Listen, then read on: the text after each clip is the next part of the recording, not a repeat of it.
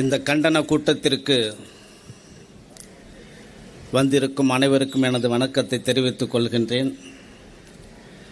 வங்காளம் நமக்கு ஏராளமாக கொடுத்திருக்கிறது. முதலிலே சொன்னால் தேசிய கீதம் வங்காளம் கொடுத்தது.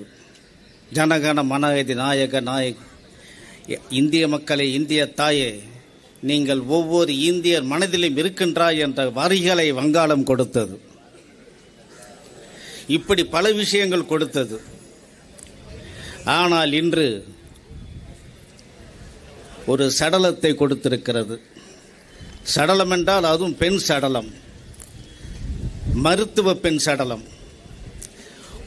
பல உயிர்களை காக்க வேண்டிய மருத்துவரை கொலை செய்து நமக்கு கொடுத்திருக்கின்றார்கள்.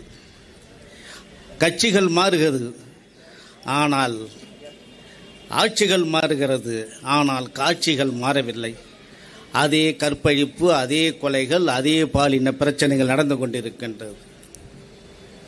நண்பர்களே, ஏன் இந்த காரணம்? அதை நாம் சற்று ஆராய வேண்டும். ஆளும் கட்சியா, எதிர்கட்சியா, மதமா, ஜாதிகளா, அதிகார வர்க்கமா, அரசா, அரசு நிர்வாகமா? இதற்கு காரணம் யார் என்று ஆராய வேண்டும். அதற்கு கிடைக்கும் ஒரே பதில் நமது சமூக நிலைதான் என்பது தெளிவாகிறது. நாம் பெண்களுக்கு உரிய மரியாதையை கொடுப்பதில்லை, பெண்களுக்கு உரிய மரியாதையை கொடுப்பதில்லை, பெண்களின் உரிமைகளை நாம் கொடுப்பதில்லை, சமூக உரிமைகளை கொடுப்பதில்லை, பொருளாதார உரிமைகளை கொடுப்பதில்லை, அரசியல் உரிமைகளை கொடுப்பதில்லை.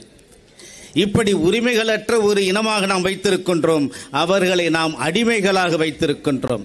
இங்கே ஒரு சகோதரி பேசினார்கள், ரேப் கல்ச்சர்.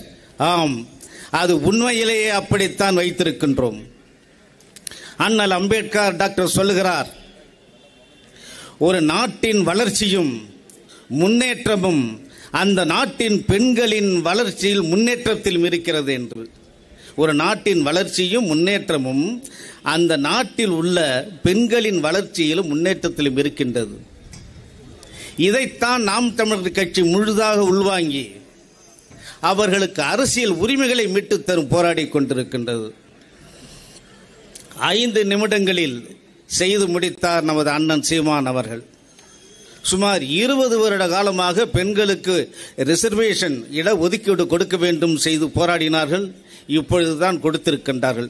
அவர்கள் 20 வருடம் போராடி செய்ததை 5 நிமிடங்களில் அண்ணன் சீமான் செய்தார். பெண்களுக்கு 50% இட ஒதுக்கீடு கொடுத்தார்.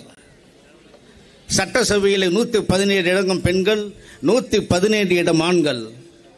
லோக்சபா தேர்தலிலே 20 இடம் பெண்கள், 20 இடம் ஆண்கள். நண்பர்களே, நான் இந்தியா முழுமைக்கும் சுற்றி இருக்கின்றேன். அனைத்து கட்சிகளையும் நான் ஆராய்ந்திருக்கின்றேன். ஆனால் பெண்களுக்கு இம்மாதிரியான உரிமைகளை கொடுக்கும் ஒரே கட்சி நாம் தமிழர் கட்சி தான் என்பதை நான் பெருமையுடன் இங்கே சொல்லிக்கொள்ள விரும்புகின்றேன். நமது ஆட்சியாளர்களுக்கு ஒரு வேண்டுகோள்,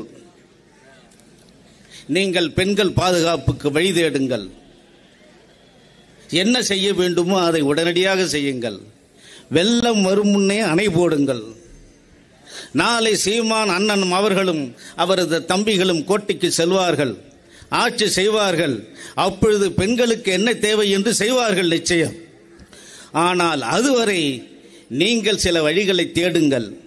அனைத்து கட்சி கூட்டத்தை கூட்டுங்கள், ஆலோசனைகளை பெறுங்கள், பெண்கள் பாதுகாப்புக்கு வழி தேடுங்கள் என்று சொல்லிக்கொண்டு விடைபெறுகிறேன். வணக்கம், நன்றி. அடுத்ததாக சிறுநீரக சிறப்பு மருத்துவர்